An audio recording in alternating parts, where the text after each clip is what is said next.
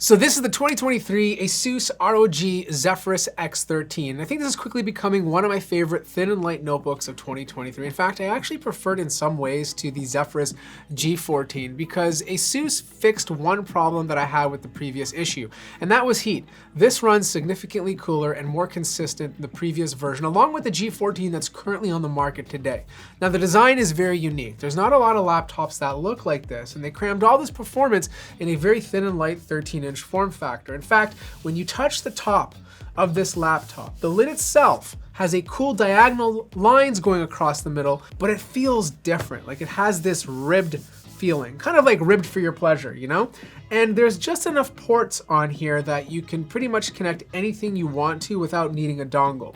The best part though is that it only weighs 2.87 pounds. So not only are you getting like an NVIDIA card inside of here, you're also just getting a very super light laptop.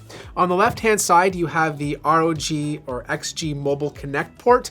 You can buy the external GPU. I don't think it's worth the extra money, but at least you can use the Type-C port if you need an extra port to connect something to. This is not USB 4. It does support Display 1.4 though, so you could hook up a monitor. You have a micro SD card slot, HDMI 2.1 combo audio jack, and then on the right-hand side, you have your USB 4.0 port, USB-A, and your power button. Again, super light, easy to open up with one hand, and this is obviously a convertible. So you can flip the display 360 degrees, use it as an actual tablet, or if you're one of those maniacs who watch content in tent mode, you can obviously do it with this guy. Now here's a cool thing that I don't know if a lot of you guys know about. You can use a stylus with this. Like that's obviously common information, but you don't have to buy the ASUS stylus. Like if you want the Surface Pro Pen, for example, it just works automatically. Like you don't have to pair it. I just brought this pen closer to it. It's a Surface Pro Pen, and you can obviously start tapping on the display. You can take notes, jot down whatever you want without having to spend extra money on a proprietary pen from ASUS.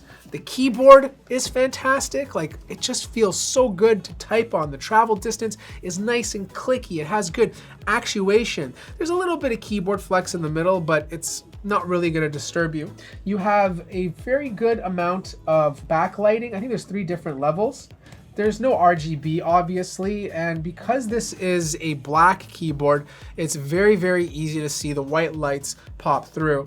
Touchpad is nice and massive, especially for a 13-inch notebook. It's made out of glass. It's very, very accurate, and it feels very good to use. A couple of macro keys at the top for the volume, and of course this will bring up Armory Crate if you want to change around different profiles. Now ASUS advertises this laptop with Advanced Optimus, which means it does have a mux switch, but usually with Advanced Optimus, you don't have to restart the computer to switch back and forth between the integrated GPU and the dedicated GPU.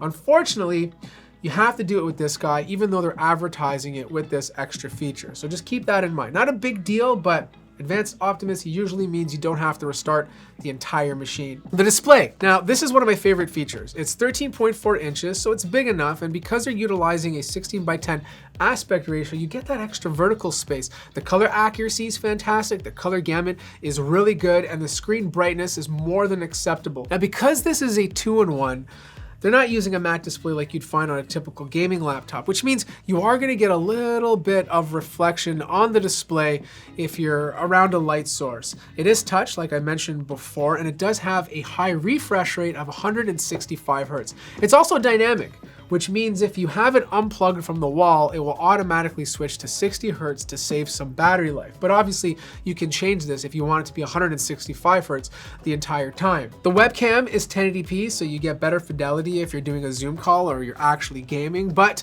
the performance on this guy is the main issue. And not in a bad way, just in a way that I don't understand. Well, I do understand, but let me explain. This model here, for example, comes with the Ryzen 9 7940HS CPU, the same one that's in the G14. You also get 16 gigabytes of DDR5 memory. You have the 13-inch display and a 1 terabyte NVMe SSD. And even though it's sporting an RTX 4070 inside of here, it's only running at 60 watts. I mean, like the charger they include is tiny. You know, like it's only a 130 watt charger, which means there's just not much power coming out of this to, you know, sport an RTX 4070 that uses 120 or 140 watts. And even the CPU performance compared to other Ryzen 9 7940HS laptops that I've tested is a bit slower on this guy. It's not like to the point where it's ridiculous, but you will notice it. Now, I do kind of expect this. Like, this is a thin laptop. You don't have a thick chassis to play with, which means you don't have as much room for cooling. But the GPU performance does take a hit. Like, this GPU is not really acting like an RTX 4070. In fact, it's acting like a RTX 3060 Ti. Like, does the 3060 Ti even exist? No, not on a laptop, only desktop. So if it did exist, that's what this would feel like. Now, don't get me wrong, that's still very good performance, but I feel like no one out there should pay extra money for the RTX 4070. I highly suggest taking a look at the RTX 4050 or even the 4060 model. The 4070 just doesn't make sense. Now, granted, the performance is still good enough. I did have a very enjoyable time with any applications that I used, and gaming on this will predominantly be a 1920 by 1200, just because the GPU inside of here, you know, it's an RTX 3060 Ti if that was a thing, you know? So you're gonna be dropping the settings if you're playing high demanding titles. Now, obviously you can utilize this QHD Plus display if you're playing titles that are a bit older, but I think most of the time you're gonna be dropping it down. Now, if you're pushing this for a very long time, the keyboard deck can get a bit toasty, predominantly in the middle. Like, I did see the temps go up to about 50 degrees Celsius, right around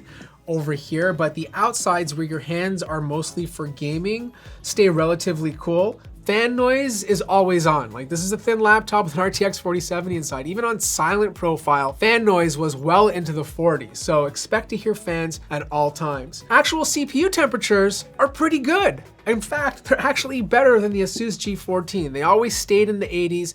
They didn't really go over 90, and it performed very well. Even the core clock speeds were nice and high the entire time I was pushing this thing. Now, there are two speakers on the bottom of the laptop, not the best place to listen to audio, and it doesn't get that loud. I feel like if you're using this for long periods, you're gonna wanna wear headphones. Now, internally, some sacrifices had to be made in order to cram this much performance. For one, you don't get a full-size M2 drive. This is a 2230, I believe, so it's a smaller form factor. Read and write speeds are still pretty good, but I've seen newer Gen 4 drives that do perform a tiny bit faster. Swappable Wi-Fi 6E card, that's pretty much the only thing that's swappable inside of here. RAM is completely soldered onto the motherboard, but it does run very, very fast. It's not a vapor chamber cooler, you just have two big copper heat pipes running back and forth, and you do have a pretty big battery that's 75 watt hours. I averaged over 7 hours of use before needing to charge. Now, I highly suggest speccing this laptop with 32 gigabytes of RAM if you're planning on keeping this for a very long time, since it is soldered onto the motherboard. But look, I love this thing, you know, like having a device this small with really good performance is a treat. You know, it's not perfect. I don't like the soldered on RAM. I do wish the battery life, even though it's really good, was a little bit more. And obviously, if it had better cooling, the RTX 4070 that could run more like an RTX 4070.